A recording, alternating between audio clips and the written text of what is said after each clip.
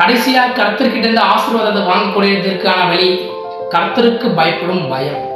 இதுதான் நம்ம முன்னாடி பார்த்த 3 காரியத்தோட பேஸ்மெண்ட்னே சொல்லலாம்.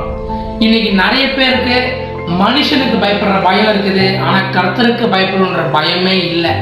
துணிகரமா கர்த்தருக்கு முன்பாக பாவம் செய்யறோம். வேதத்துல ஆதியாகமம் 39வது அதிகாரத்துல யோசேப்பு எவ்வளவு பரிசுத்தமானவரா இருக்கிறாரு.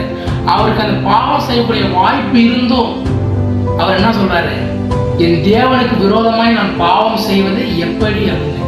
அதே சிம்சோன் கர்த்தருக்கு பயப்படுற பயம் இல்லாம பாவத்தை அவரா தேடி போறாரு. ஒருத்தர்கிட்ட பாவம் தேடி வருது, இன்னொன்னு அவரா தேடி போறாரு. யோசேப்பு கர்த்தருக்கு பயந்தனால பரிசுத்தத்தை காத்து கொண்டாரு.